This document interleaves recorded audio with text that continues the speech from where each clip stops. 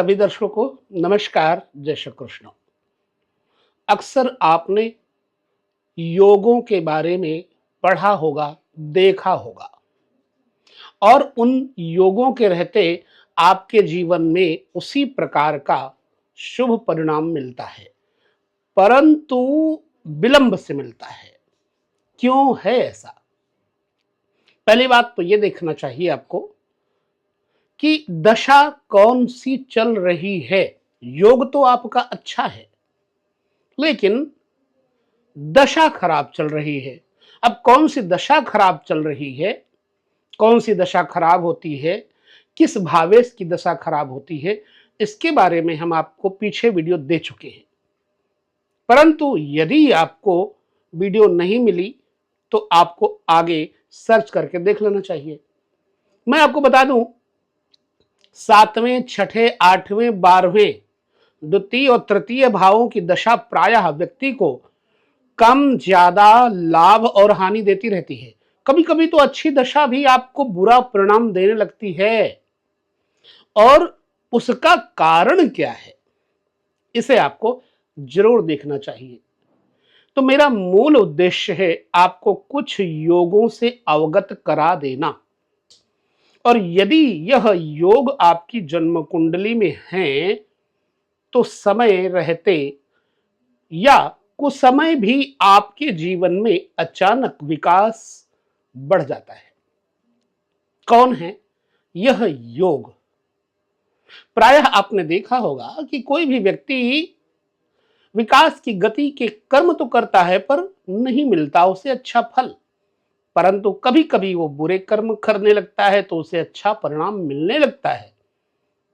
यही भेद है ज्योतिष में। तो हम 3 योगों को यहां पर आपके सामने प्रस्तुत करेंगे। एक, हर्ष योग कैसे बनता है इसे जानेंगे। दूसरा, देखेंगे सरल योग कैसे बनता है। तीसरा, विमल योग कैसे बनता है। इन 3 योगों के बारे में आपको आज समझ लेना है और इस वीडियो को सुरक्षित रख लेना है। कैसे बनता है हर्ष योग? जो आपकी जन्म कुंडली का 6ठा भाव है वो क्या है? रोग, ऋण और शत्रु। अब 6ठे भाव का स्वामी रोग, ऋण, शत्रु के स्थान का स्वामी अष्टम भाव में चला जाए तब यह योग बन जाता है। क्यों? 6ठे भाव का स्वामी अष्टम मृत्यु भाव में जाएगा।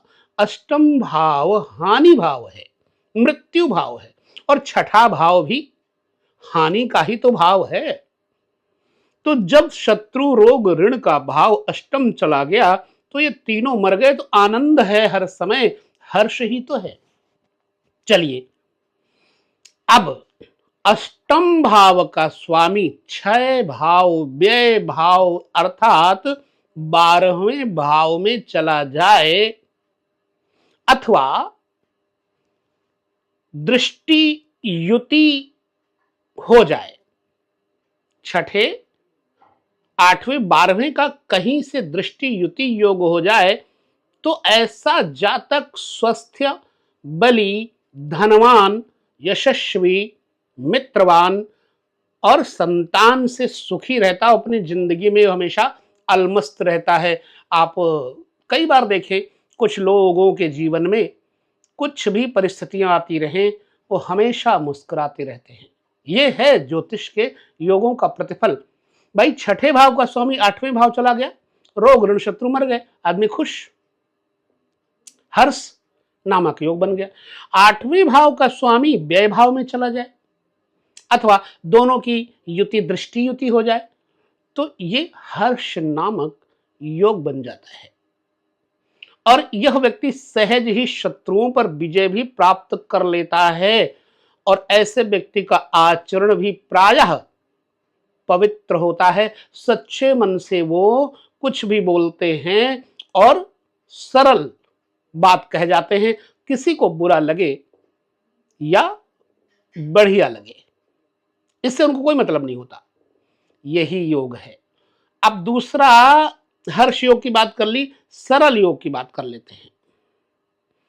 अष्टम भाव में षष्ठेश बैठा हो, यानी छठे भाव का स्वामी अष्टम भाव में बैठा हो और अष्टमेश अथवा व्ययेश यानी द्वादशेश 12वें भाव के स्वामी की स्थिति, दृष्टि, युति, ऐसी स्थिति में व्यक्ति को सरल योग बनाती है। विद्वान व्यक्ति होता है ऐसा, निडर होता है, धनवान होता है, यशस्वी होता है, मित्रों से, पुत्रों की, इन सब चीजों से वह सुख प्राप्त करता है। यह हो गया दूसरा। पहला था हर्ष योग, जो छठे भाव में षष्ठेश बैठा हो तो भी, अष्टमेश और द्वादशेश की स्थिति बन जाए तो भी हर्ष योग की स्थिति बनती है। ठीक। अब एक है विमल योग। विमल योग कैसे बनता है? इस योग में जातक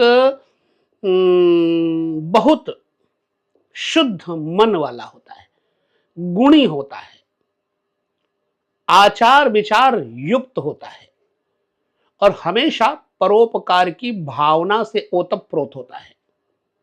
और इस व्यक्ति के पास सहज ही पवित्रता से, विमलता से, विमल योग जैसा कि नाम है, इसके पास सारी संपत्ति आती रहती है। कैसे बनता है? 12वें भाव में छठे भाव का स्वामी बैठा हो और अष्टमेश और व्ययेश यानी 8वें भाव और 12वें भाव की जो स्थिति है, यदि कहीं बनती है दृष्टि अथवा एक साथ बैठे हैं, तो ऐसा जातक विमल राज योग वाला होता है।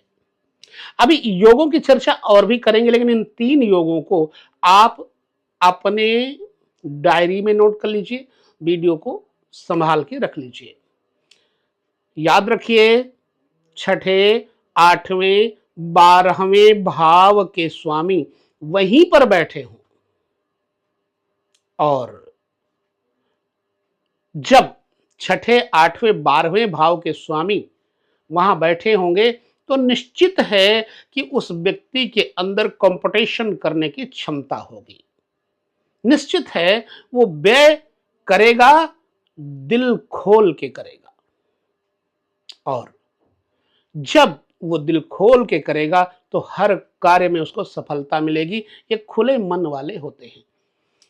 अगर छठे, 8वें, 12वें भावों पे उनके शत्रु ग्रहों की दृष्टि पड़ जाती हो, नीच और हो जाएं, अस्तंगत ग्रहों की स्थिति हो जाए, तो यह और भी पवित्र शुद्ध राजयोग की स्थिति बन जाती है।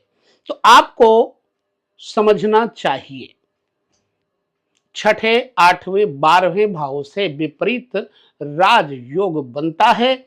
जो छठे, 8वें, 12वें भाव हैं, यहां पर शुभ ग्रहों का परिणाम प्रायः शुभ नहीं होता। जितने अशुभ ग्रह यहां होंगे उतना परिणाम अच्छा होता है। तो ये रहा आज के इन 3 योगों के बारे में आपको दिया गया वीडियो। कैसा समझ में आया या नहीं, लगा कैसा, हमें यह जरूर बताइएगा। अगले वीडियो में हम पुनः किसी और विषय की चर्चा करेंगे। तब तक लेते हैं विदा। नमस्कार। जय श्री कृष्ण।